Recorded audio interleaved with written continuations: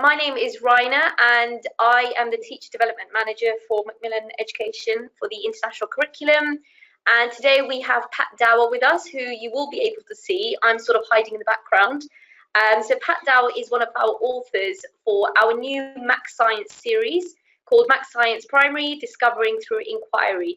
So Pat will be going through some of the stages of what our series is about and also the concepts that underpin Max Science Primary. So I'm going to hand it over to Pat, who's going to take over. And if you have any questions at the end, then feel free to write them in the question box, and then we will hopefully do our best to answer those questions. Over to you, Pat. Brilliant. Thanks very much. Thanks very much, Raina. That's brilliant.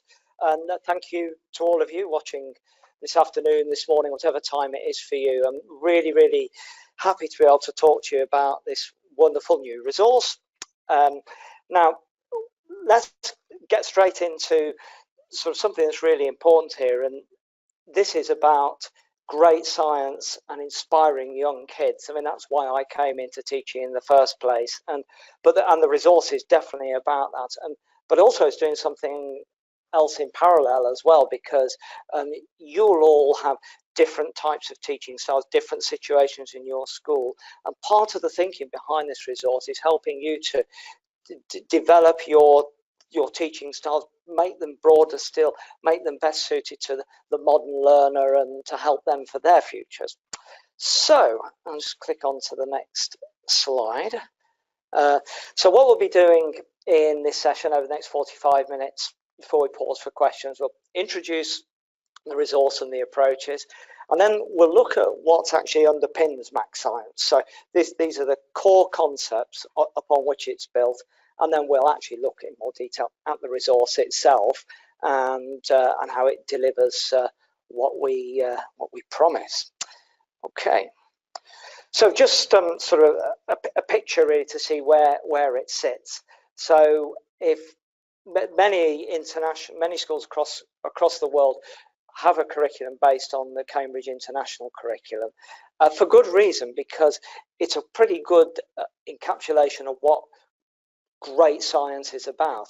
It's not all, of course, and that's one thing I'd say with Max Science. It really, much as it supports and it matches the Cambridge International Curriculum, even greater, it matches what great science is. Now, that underpinning that is the learning theory of how children learn, and that's based on the research from universities across the world over great long periods and tried and tested methods, and then the very teaching ideas. So again, the tried and tested teaching approaches that have been developed to support learners of a range of ages, of a range of abilities, of a range of cultures, and that's all feeding into the development of Max Science. And eventually, Max Science is sort of preparing kids for later in their lives. Now, in terms of their qualifications and their courses with IGCSE and IB as well, but it's more than that, isn't it? It's not just about exams. We're talking about the future of our young people and preparing them for the rest of their lives, whether they go on to do something professionally in science or whether they just go on to be engaged, intelligent citizens, really. So that's where Max Science sits. Right, this is really, really important, and I'll expand on why that is the case, and that we base the whole thing on inquiry-based learning. So let's just contrast these two approaches here. So imagine we're teaching our children about plant growth. One approach might be you tell the children plants need light, water, nutrients from soil in order to grow healthily and thrive. And that would be an example of transmission teaching. It's the information flowing from teacher to child to learner. Contrast that with the second one. So it's very much starting with a question. So what do plants need to grow? And that leads to an inquiry-based approach. So putting a bit more flesh on the bones there. What do plants need to grow? So starting point, well, what ideas we already have as learners? What do I think? And they'll bring all sorts of good ideas, shaky ideas, misconceptions, and that's the starting point for inquiry-based learning. And then we might say, well, why does it matter? And I think this is good to answer this question as early on as you can in the learning process. Often with cynical older children, it's really important because why do I need to know this, miss? Actually, it's great if the sort of science answers that question for them. So, we're learning about plants. So the child might say, well, if the plants don't grow, where are my vegetables going to come from? What about the fruit? And the really clued up ones might have an idea that plants are actually the basis of all food chains on Earth, but that's really, really important. So getting away from just the facts. How could I find out about all those things that plants need to grow and thrive? And you know what children are like. They come out with all sorts of weird and wonderful questions. Do plants live forever? What's the biggest plant that could possibly grow? What's the smallest plant? And you know what children are like. And that's altogether, we're looking at a more engaging process now. I clicked twice there. So can we use the learning in other situations? And that's a key thing. You can't possibly learn all the facts there are to learn about any subject, and certainly not about science. But if you can apply your learning and your understanding into new situations, now you've got a skill which will keep you going for the rest of your life. Communication has flashed up there as well. Very much an important part of science. What's the point in having all these great ideas if we can't talk about them and tell other people and check our ideas and develop them further? And then when you've gone through some learning in an inquiry-based approach, you're reflecting back and thinking, have I got new ideas now? So if we're, just get my arrow on the screen, there it is. So we're reflecting diagonally back here too. So I had these ideas at the start. What do I think now? Have my ideas developed? Have they changed completely? So that's an encapsulation of inquiry-based approach. So why is this so good? So first of all, it's very much building on where the learners are starting, their misconceptions, the good ideas that they have, the foundations, and then you build from there. So we're not starting from scratch. And it is more engaging. Now, I'll apologise now that I'm going to be asking you to listen for 45 minutes this afternoon, but that's a tough ask. It's a tough ask for us as adults, even tougher for young children.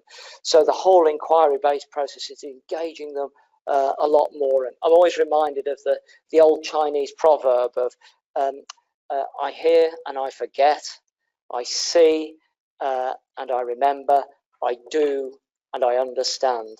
And research over hundreds and hundreds of years has proven that there's a lot of truth in that. So proverbs, there are often a lot of truth in them. And because of this is going on, it's leading to, much deeper and much better learning. Not just a set of facts which are easy to forget and hard to apply. And then we're looking at the broader skills of the learner.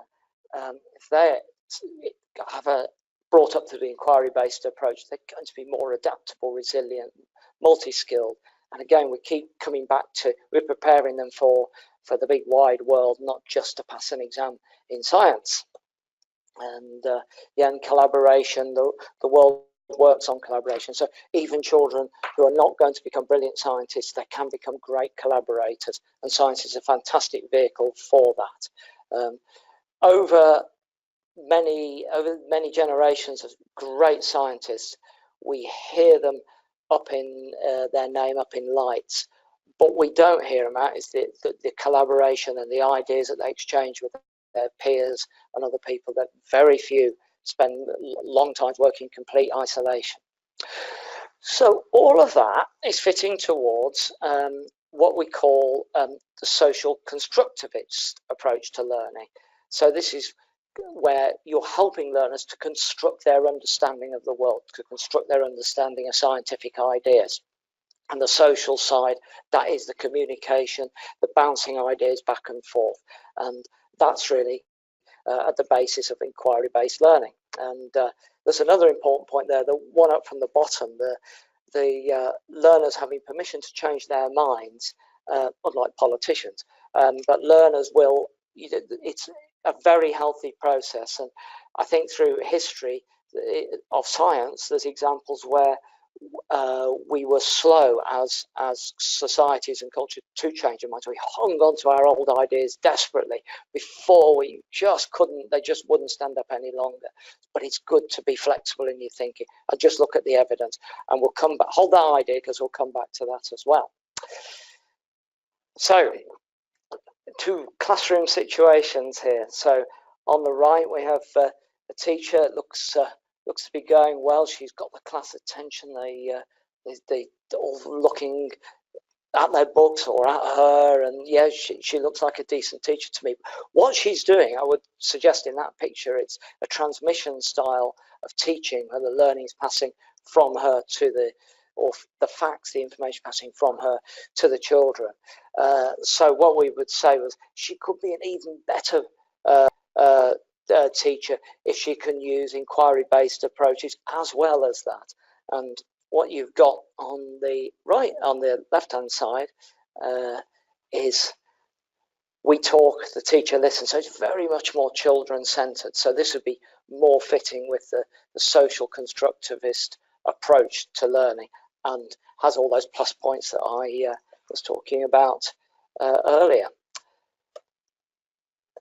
So in developing Max Science, we sort of built with 4 basic concepts. The first of those was the social constructivist approach about the way people learn. So as I've said on the top there, it's based in the best research across the world and thoroughly underpinned with it, observing millions of learners in multiple trials and comparing with different approaches of learning. So social constructivism is the first one of those concepts which underpins it. And the second one is formative assessment. Now, assessment can mean multiple things, so we'll just unpick that a little bit more. Let's contrast it with summative assessment. So formative assessment is the informal activities that are going on all the time by you as a teacher, just picking up on what the children are learning. What do they know already? Have they grasped that last idea? Have they mastered that particular skill? And you might not even have any written activity. You might be just listening to what they're saying. You might be looking to something they're drawing or something that they're doing during an investigation. All the time you're taking in information, and it helps you and them to form the next stage in the learning. Formative assessment. And summative assessment is summing up. It's very much an end of topic activity. Summing up what's been learned. Okay, that's great. Now we move on to the next topic of learning. So going into a bit more detail on a comparison there of the 2 types of assessment. So formative assessment could be used absolutely anywhere, at the start, beginning, in the middle, at the end of a topic. And a key feature is it's feedback. It's feedback to you as a teacher, and it's feedback to the learners as they are getting, well, I don't understand that, or I can't do this, or whatever. So they've got a chance to do something about it. So feedback which is positive, so it's encouraging for learners, but it's specific, so they know how to improve, is the best type of feedback. And for you could be responding within that lesson. Quickly you'll see the kids, they're just not getting this idea of we're working with plants, and they move the light away and the light gets dimmer, and they're just not getting what all this is about. So you can do something about it. Or alternatively, if it's a bigger thing that you're picking up in your informal assessment, you think, actually, I'm going to change my plans for later in the lesson. I'm going to ditch one activity and do something completely different, or next lesson or next week or whatever.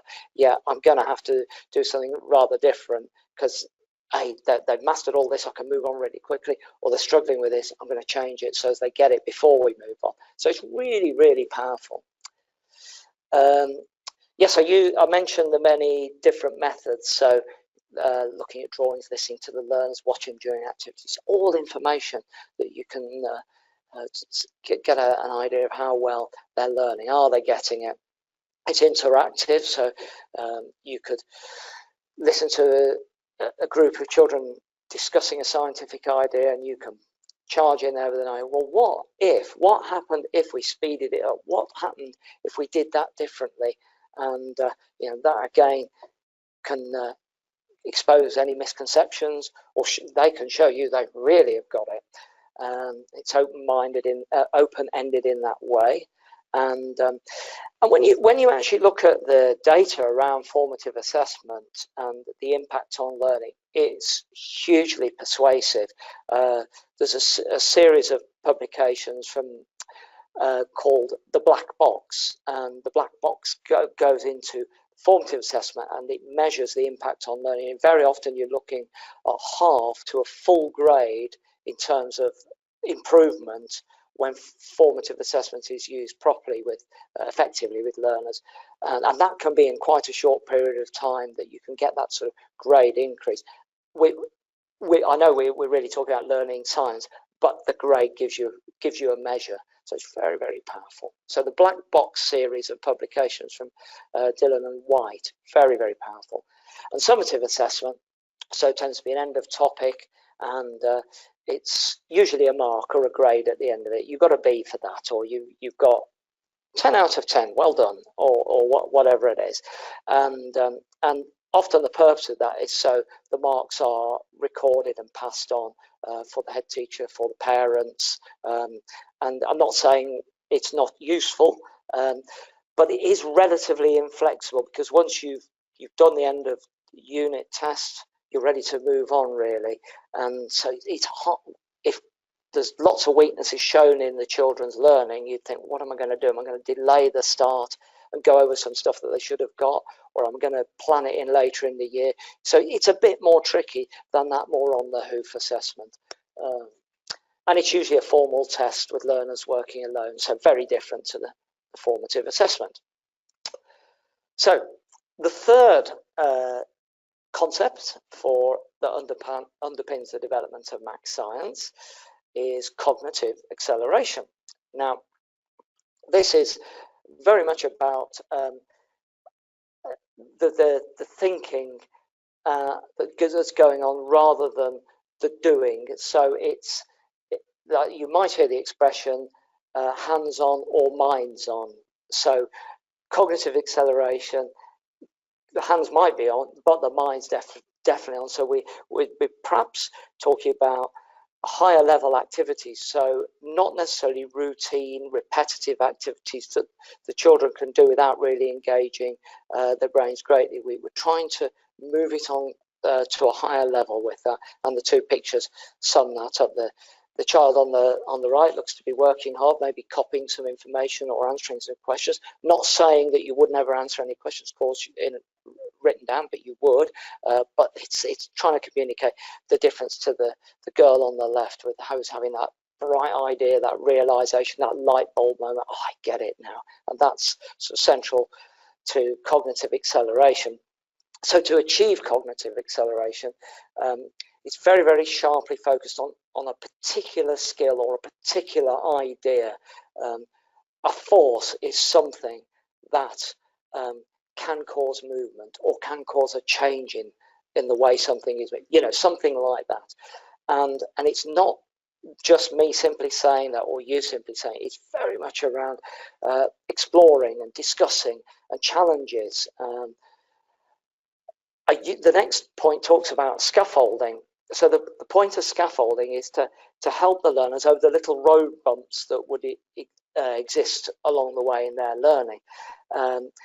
So an example might be, let's say we're doing some work on forces, and the children are busy exploring, they're taking some measurements. So scaffolding might be you give them a table for them to record what they learn, so they're not getting bogged down with trying to design a table and what we write here. You've done a lot of the groundwork for them, and they're concentrating on their measurements and their forces and understanding that side. I'm not saying you wouldn't teach about tables, but you do it somewhere else at some other time, because the key focus here is the forces and measuring what's going on. And another thing I really like about the cognitive acceleration is a thing called cognitive conflict. So this is where you've done a lot of the basics. Hopefully the children are getting on well, they're feeling happy, they've understood the key ideas, and then you introduce something that's actually going to challenge their thinking. And often this is something where the learning really goes to a new level. And I'm a big fan of that, particularly where I've managed to build the resilience in my learners. They're used to that in my own personal teaching. They're waiting for it almost for me to pull the carpet from underneath them and then start again. So back to the plant example, they've got a good idea that sunlight is really important for plants. So you then throw in the idea, hold on, what's going on a forest floor? You know, where's the sunlight? How are those plants managing to grow down there? And you know, you might already have good ideas about that. The learners, it could be something completely new and potentially contradictory. So there's a whole lot of ideas can develop from that. So big fan of cognitive conflict. Let me just check my timing. Yes, we're okay on that. And I've got the message on cognitive conflict, I have. So our fourth one about that underpins math science is all around the nature of science and the way science works.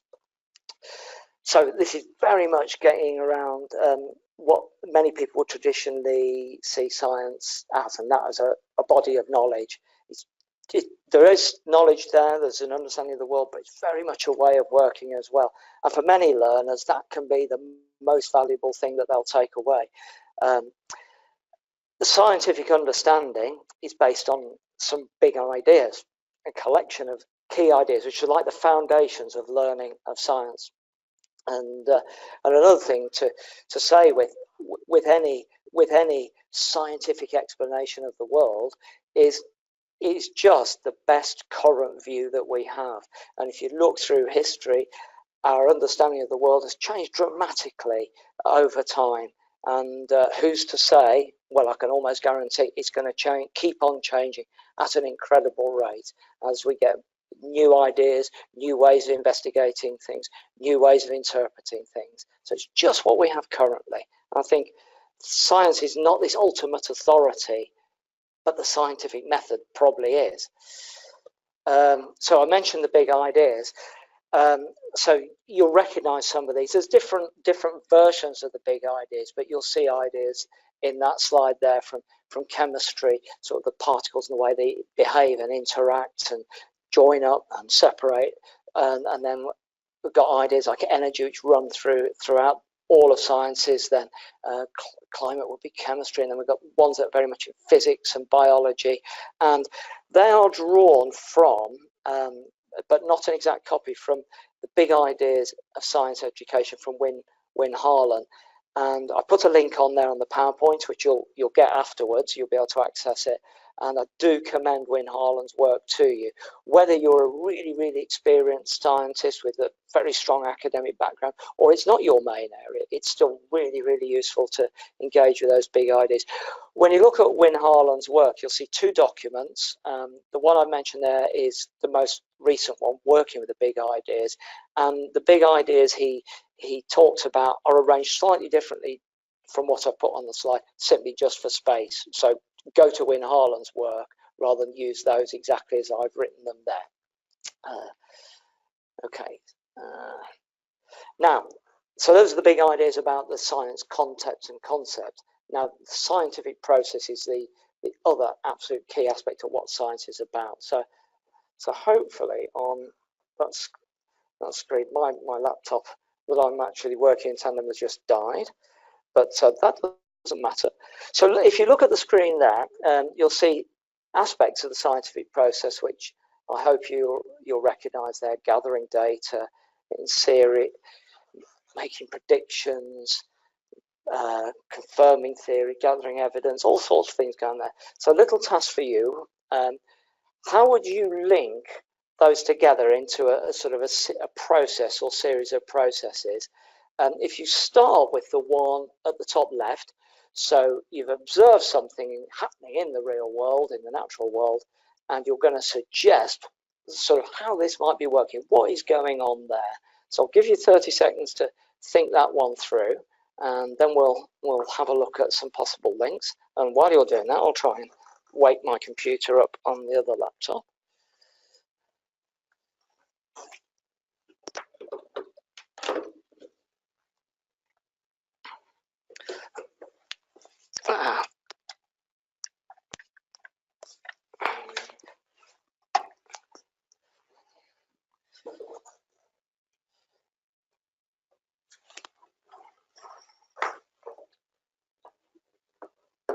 That's strange.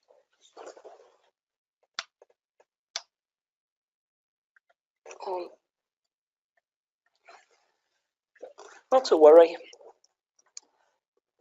Right, it's only for me to refer to time, so I'll be looking to Rainer for thumbs up to check that I'm still on time. So you might have mentally linked some of those together in something like that. So you're starting with you're suggesting ideas about natural world, so then you go out and you start to gather some evidence, you do experiments, investigations, you take observations, and that allows you to come up with something, a more detailed theory about the world. And then from that, so an example might be, you say, right, yeah, we see the sun moving across the sky, so I think that the Earth is at the center of things, and everything goes around the Earth. So we start to gather evidence, and you come up with a bit more of a theory. And once you've got your theory, the detailed theory, you can then, the important thing there is not just to accept it, but to test it. And but one way of doing that is make predictions based on your theory, and then test those predictions out. So you then start thinking, right, we think the Earth is at the center, and everything goes around in circles around the Earth. So if our theory is completely right, all the planets and the Sun should always look the same size whenever we look at them, because they're going around in perfect circles. And they should take a regular path across the sky. So you go out there with your telescopes, and night after night you watch what's happening to everything, and every day you watch what happens to the sun, and you find, just bear with me a second, I'll just wake my computer up. Apologies for this. That's it, we're good to go. And so out you go, and you find, actually the sun doesn't always look the same size. So our idea of it being a circular path around, okay, that doesn't work. So we might need to modify our theory. And then we look at the planets. Well, if you look at the stars, they seem to move sort of in arcs across the sky. The planets, though, are a nightmare. They wander around, and they were originally called wandering stars. And people came up with more and more contrived explanations as to how on earth these planets, wandering stars, followed this path. And people hung on to this idea, but eventually it was accepted. We're going to have to chuck this theory out. We need a completely new theory. It's not just modifying our theory, we need a new one. So hence we came up that everything in the solar system is actually revolving around the sun. And so we've got a new theory, and then we make new predictions. So you can see this cyclical part of the scientific process that's going around generating new theories or testing the old ones until they're just so well tested that they become pretty much part of accepted scientific, I was going to use the word fact, but fact's only true for now, isn't it? It could all change again in the future. So now we're getting on to the Max Science lesson, and what does that look like? Just checking my timings again. Yeah, that's good. So if we crudely break down a Max Science lesson, we look at three phases: so orientation, explanation, and accommodation. So the orientation phase that you'll see in any Max Science lesson is setting the scene. So why are we doing this? What do we want to find out? What's it all about? why is it important? What do we know already? So the children might have been just coming from a break, or they've just been learning about something in geography or whatever. So it's getting them really focused on that. Once we've got that, we go into the exploration phase. This is the big chunk, the bulk of the learning in the middle. So they're exploring, experimenting, investigating, discussing, changing ideas, developing new ideas. You've got a series of activities to help expose the learners to the ideas that you want them to develop, and they can investigate things, they can be using all sorts of sources that they're finding out. So exploration as opposed to telling, as we were saying earlier, the active style. And then the third one is very much the accommodation. So this is consolidating all the learning that's gone on in the exploration phase. So what have they found out? What have they learnt about? Let's communicate that to others. Let's explain it to others. Let's use it to solve problems. What have we actually developed some new ideas? So again, comparing with what you thought at the start with what actually you know now. So it's sort of a reflective part to the learning process. And if you remember the four concepts that underpin Max Science, so that was the four that have just come up on the screen there, you can plot those throughout any Max Science lesson. So if we just click again, you see them richly embedded right the way through every Max Science lesson. And you could probably find more places to put blobs if you went through this exercise yourself, but it just really does show what the foundation for Max Science is. Okay, so that's all the theory. Now, what does it actually look like? What's this wonderful resource look like? So there's four parts to it. There's a student book, a teacher's guide, and there's a workbook for use by the learners within the lessons, and then there's a journal for use at home. So we'll have a look in a bit more detail over each of those. So that's the contents page from Unit 1, from Stage 1, I beg your pardon. And what you'll see there is that the stage is divided into 6 units. We've used that pattern for each of the stages. They're all 6 units, but the units are not of equal length. So you might spend a lot more time on what's it made of than you do on ourselves. And we didn't want to be constrained to make them equal length because it wouldn't really fit the learning that well, and that's the most important thing. So there we have the 6 units. A word about the order. If you possibly can, you would want to teach those in that order, and there's several reasons for this, because you will maybe have a progression of scientific ideas, so you might need ideas from Unit 3, living and growing, before you can tackle all of the ideas or some of the ideas in growing plants in Unit 6. So you can muck up the progression of scientific ideas if you shuffle the units around. You will also find progression in the language development. A lot of your learners might be second language learners, and so we very much wrote this scheme with bearing that type of learner in mind. So running through the units, the language demands in Unit 1 will be less than in Unit 2, and then they step up again in Unit 3 in the type of activities that we present, the reading that's involved, and what fits in with the workbook as well. Then we look at scientific inquiry, so the scientific processing skills. Again, there's a progression there where it's scientific processes might be more demanding, or will be more demanding in Unit 5, making sounds, than they might be in Unit 4, pushes and pulls. So you can sort of undermine yourself, although they're units, and they are a progression as well. Now, why might you want to play with the order? If you're in a big school and you might have 2 classes doing the same units at the same time, you might have problems with space, resources, equipment, and so on. And one way of tackling that is to just stagger the start slightly. So one class starts on day 1, the other class just starts a couple of lessons later, they could do some scientific inquiry, do some project work, whatever it is, and then but they're still doing it in the same order. They're just starting 2 lessons later. One where it's more tricky is seasonal. So living and growing plants, you might think, I really want to, there's a great time of year for growing plants, and I really want to do this unit at that time of year, and it might not fit with, you know, the order there.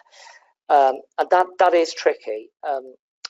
One thing you might decide to do is say, well, actually, we're still going to stick to the order, but what I'm going to do is shorten the unit slightly, and then I'm going to come back to it later in the year when the conditions are better for growing.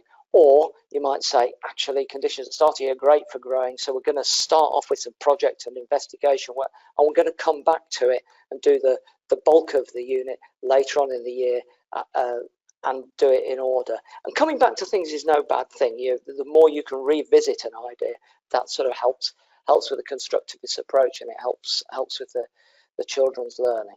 So that's the contents page.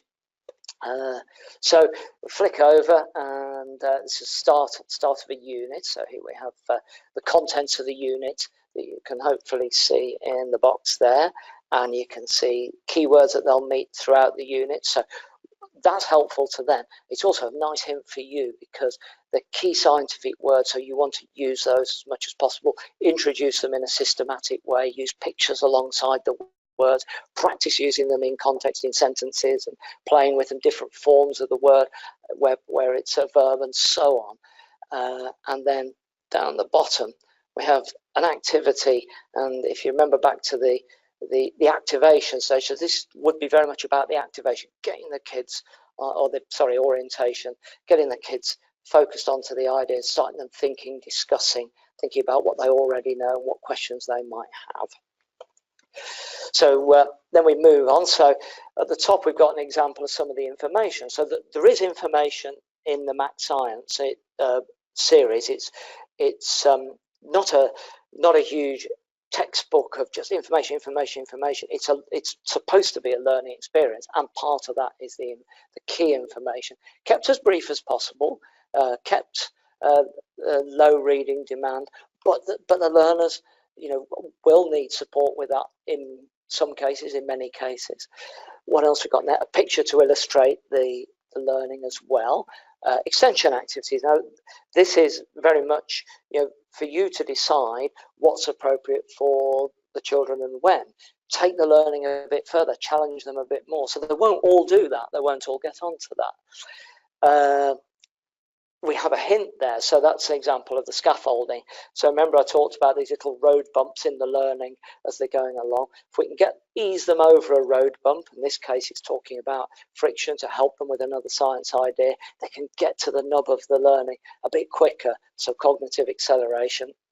And then we have an example of just one of the many activities we use for learning. So you're not telling the kids about the forces, they're doing activities and learning it through it that way. And then if we flick over the page, actually, oh, we've got more marbles rolling. Isn't it the same? Well, actually, it's a slightly different activity, and it's very much helping to embed what they've learned already, and maybe some cognitive conflict, because in the previous activity they were pushing marbles. So wasn't that what was making them move? But we're not pushing them now, but they're still moving. So it's challenging that core understanding of the emerging conceptual development of our young scientists. Right, and then we've got a little icon WB. So whenever you see that, that is signposting you to the workbook. And there'll be a corresponding page that the learners can record, do an extra activity, and I'll show you what that looks like in a second. We have an interesting fact and pictures just to broaden the science. It'll be a bit different context to what they've been dealing with, but it's very relevant, and it's sort of bringing science to life. And it's good to think back to, you know, what interested you in about science when you were young? What interests you in science now? And it's often not the obvious things. So take those opportunities, and then a checklist as well. It's sort of really aimed at learner-centered, isn't it? You can see there the language, I can. Okay, I'm flicking over the page. So at the end of the topic, I'll come back to the workbook, by the way. We have the end of unit assessment, and this is more summative in nature. You can use it formatively, but the fact that it's occurring at the end of the unit suggests it is more summative. Now, how you use these is entirely up to you. If you feel that you need to be giving marks and grades, you can use these tests for that, and there will be suggested answers and marks for all of those questions in the teacher's guide. You could do it as a written exercise for the children, but there will be children, there always will be children whose science learning is ahead of their ability to express it in writing or to read around it. So it might be a discussion, and often you can, on paper, a learner could appear quite weak, but when you discuss with them, you think, wow, they really, really are getting this. So you be flexible, I think, in how you use those, obviously fitting in with whatever assessment policy your school follows. And some of them are simple activities on there, picking out words, filling in words in there, and some are more open-ended. So you look at 3 and 4 there. So that sort of start easy, the questions, and get a little bit more challenging. But the purpose of these is we hope that all learners could attempt all of these questions. They might not get so much right or might not go into so much detail on these questions in 3 and 4, but they can all have a good stab at them. So it's not an alienating process for the children who aren't great at written tests. Okay, so the workbook. So this sits alongside the teacher's book. It's very much, they've been developed in tandem. Are we doing all right for time, Raina? Yeah, she's giving me thumbs up. So we're so you see a student book page about light and where that comes from, and an activity at the bottom, exploring where light comes from. So this is where learners thinking about what actually produces its own light as opposed to reflecting it from someone else. And you can probably look across to the workbook page there. You can see it matches so that you can move pretty seamlessly across. And this is a nice simple exercise for learners. They're just ticking the ones that they think produce their own light. So let's hope that after the activities and their observations and then playing around these things, that they will agree, yeah, the torch and the lamp and the glow stick do make their own light, but the others don't. And there's all sorts of activities to develop that thinking as the chapter goes on, but I'm not going to show you all of those now. Okay, oh yes, and drawing your attention to the little cogwheel up at there. So this doesn't match to a activity in the workbook. It's very much the constructivist teaching. It's the activity, it's the formative assessment, it's talking, discussion, and sharing ideas. The children might be working in small groups and then sharing more widely. They might be working in pairs and then telling the whole class. It might be a whole class discussion. Try to get the kids involved as possible, not too much from you, and so on. So that's what that cogwheel means. Okay, a teacher's guide. Again, very, very much taking you right the way through it. And this is written with the intention of wherever you are in your own science teaching and science knowledge, that it's going to be really, really useful for you. So it's not assuming that you have a first class honours in physics. You'll be glad to know. So it all refers to the other components in the journal, the workbook, and so on, the student book. And so the first thing we do is to give you the science background. So this is the underpinning bit. And even if you're really, really confident in your science, just read through that quick check, because that sets the scene. And the sort of things in there that you think, actually, we want to avoid misconceptions here. So it is useful to read that. And then the learning journey is, when we originally were writing this, we nearly called it the teaching approach. But actually, we really want to shift the emphasis. It is about teaching, but what does the teaching lead to? Learning. So hence the learning journey. So it talks you through that as it develops through the unit. That's mainly around the scientific ideas, and then very, very important, we have the skills, the scientific inquiry skills, the processes. So they're then identified. I keep losing my arrow here. Okay, so scientific inquiry, and it identifies at different points, and the scientific inquiry skills that the learners will be developing as they go through the unit. And when I say developing, if you can be aware of those and specifically teach those skills, so not just doing them, let's make this as a learning objective just as important as the learning the content, then that's got to be good. And there's an additional resource which I'll come back to support you to really help the kids on that. How are we doing for time? Right, speed up, Pat. And then we go on. You'll see it goes for each activity in the workbook, the resources, how to direct the learning, and then if the kids will learn what you want, what's it going to look like? So there's information there under outcomes and assessment. And there's guidance even for, remember the COG sign, the thinking, constructivism type activities. No written outcome needed, but there's guidance to help you there. And then there's some modelling at the bottom. And at the end of the teacher guide, you'll see an additional assessment point there. And this isn't the test, these are little informal formative assessments, discussion points, just to help you with the kids. So they have a dual purpose. They're giving you information about what they've learned, but also their consolidation as well. So they're really useful to do. There's a range of suggestions there. And then in the student book, a checklist for them to do. And you want them to feel confident to say, actually, I'm going to give this a sad face because I think I'm struggling, and then you can support them. And it's okay. We want to encourage learners to say, it's okay to admit you don't know. It's fine. I wish I knew everything, but I'm happy to admit I don't. Simple solving, yeah, okay. And the final component of the main bowl is the journal, and this is for use at home. So this isn't for the class, and it's to try and get the parents and carers more involved in their child's learning. Now, if the family doesn't speak any English at all, you might need to think about different ways of supporting those learners so that they're not disadvantaged in comparison to the kids where there is a lot of English spoken at home. But then match the topics in the student book, so very much they can be used side by side, and they're structured, each one is structured in the same way, although there's lots of variety in there. So there'll be a discussion one there, so who we're looking at shadows and sundials and all sorts of interesting discussion, thought-provoking, and can go even further than you might have done in class. So this really can get the parents or the carers involved there. We have a written exercise. In this one, it's a case of looking at different parts of the body and their functions.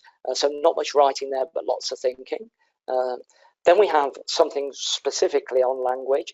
So in this case, it's meanings of words, but they might be explaining something, constructing sentences, all sorts of activities. And that is in every single journal section, because obviously developing the language is important for every learner, whether English is their first language, their second language, or whatever. And then a little feedback thing, which is really nice to see what the children say about that, what they liked and what they're finding difficult. So a bit more formative assessment there.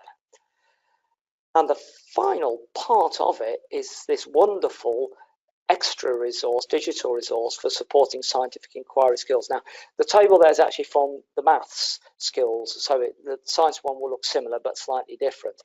But basically what we have is a series of skill sheets, activities to support the different strands of scientific inquiry. So if we break the scientific inquiry down into those 4 areas, you can see ideas, evidence, planning, obtaining and presenting evidence, and then considering your evidence and approach.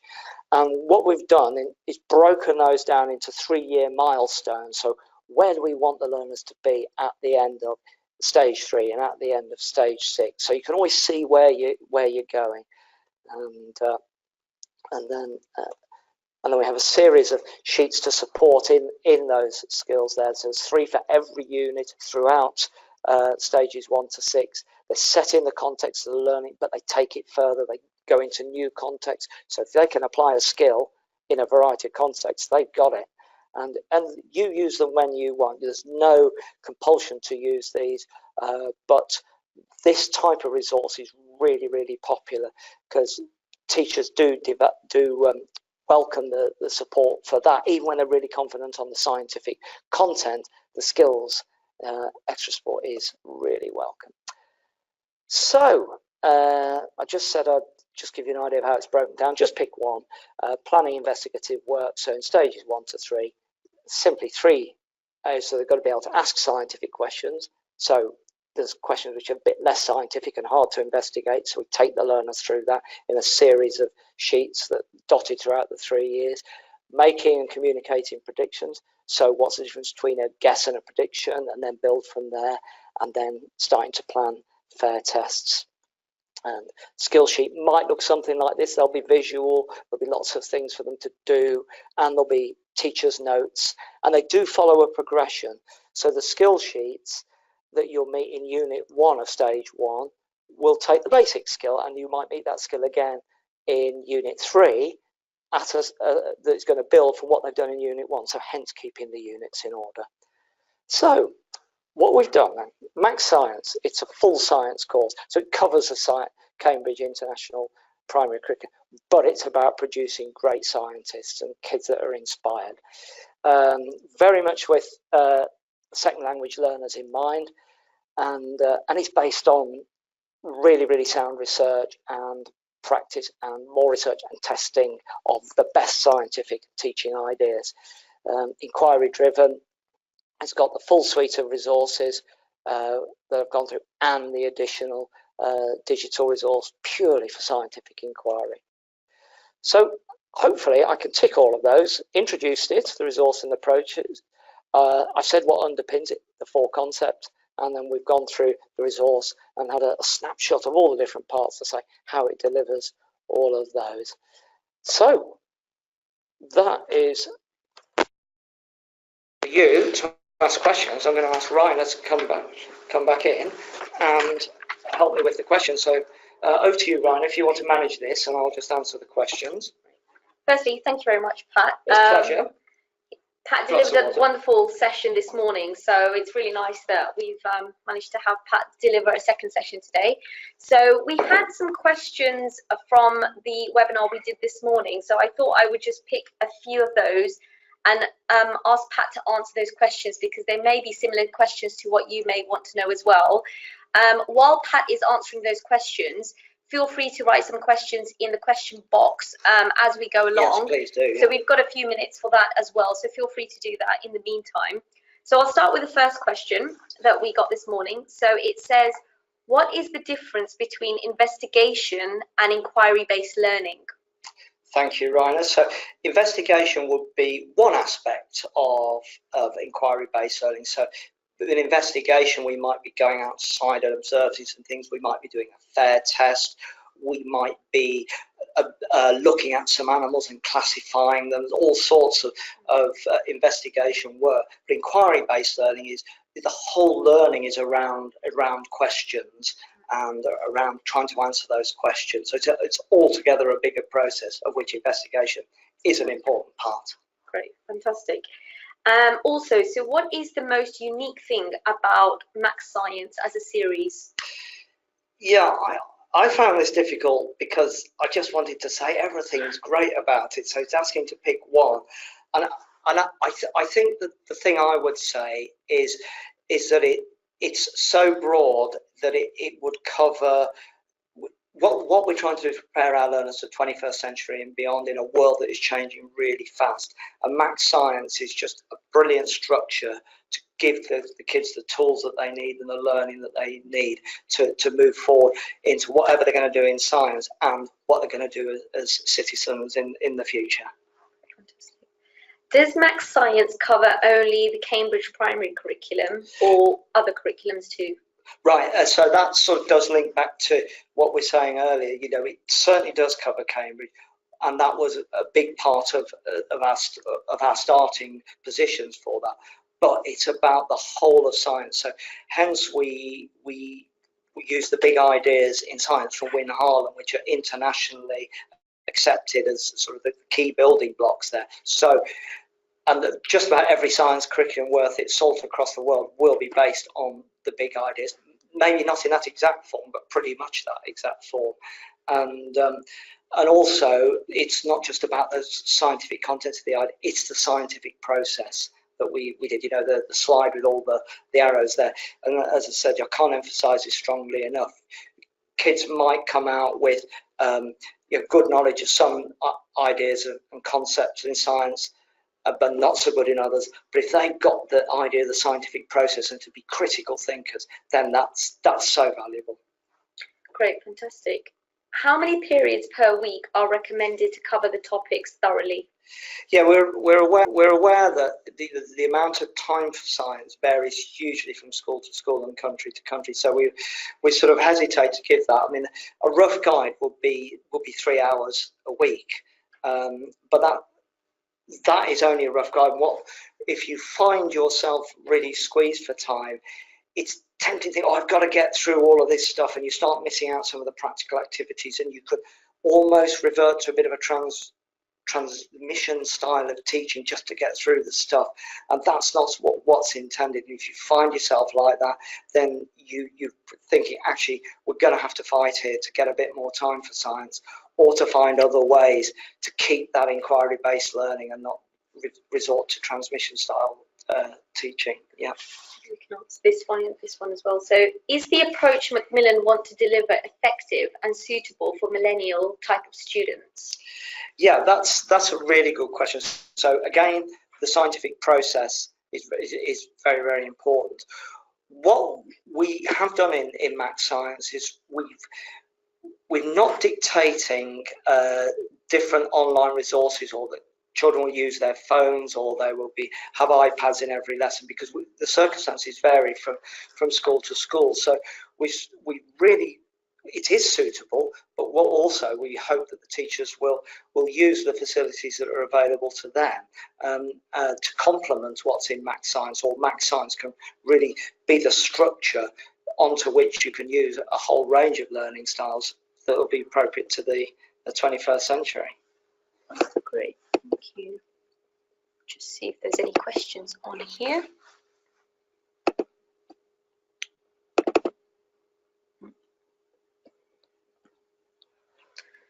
Just having a look to see if there are any questions.